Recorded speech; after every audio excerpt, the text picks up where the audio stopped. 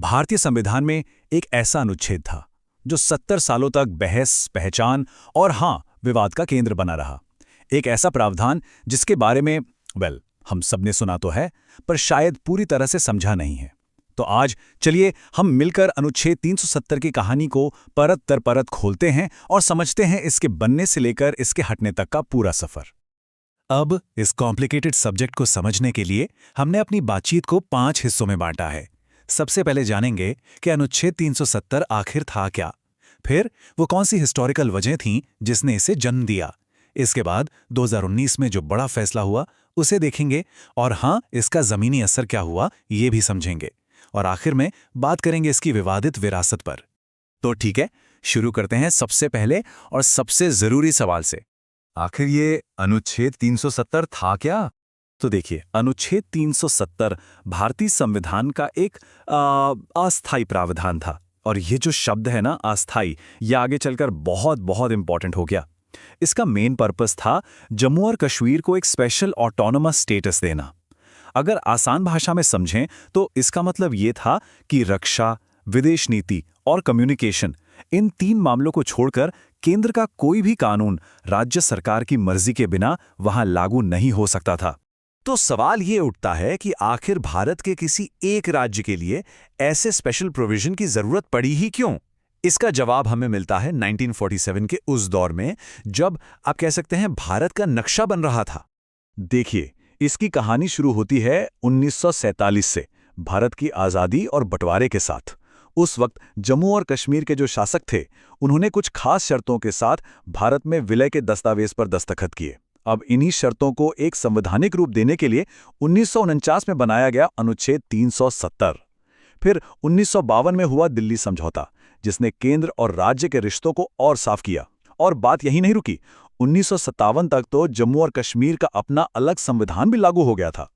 यह सब कुछ उस दौर की जो असाधारण परिस्थितियां थीं, उन्हीं का नतीजा था। ये व्यवस्था दशकों तक चली, लेकिन फिर आया साल 2019, एक ऐसा साल जिसने इस 70 साल पुराने अध्याय को हमेशा के लिए बदल कर रख दिया। यकीनन ये भारतीय संविधान के इतिहास का एक बहुत बड़ा टर्निंग पॉइंट था। तारीख थी 5 अगस्त 2019। इस दिन भारत सरकार ने अनुच्छेद 370 को, आप कह सकते हैं कि एक तरह से बेअसर करने के लिए कदम उठाए।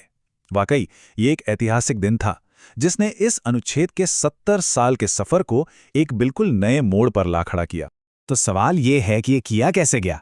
देखिए, इसकी प्रक्रिया थोड़ी कॉम्प्लिकेटेड जरूर थी, पर इसे हम 3 आसान स्टेप्स में समझ सकते हैं। सबसे पहले एक प्रेसिडेंशियल ऑर्डर आया। इसके जरिए भारतीय संविधान के सारे प्रोविजंस को जम्मू और कश्मीर पर लागू कर दिया गया।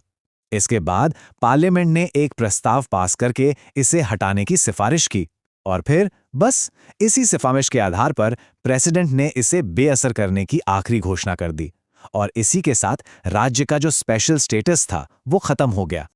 इस बड़े बदलाव के बाद जाहिर है सवाल उठता है कि जमीनी स्तर पर क्या बदला। तो चलिए अब इसके असर पर एक नजर डालते हैं।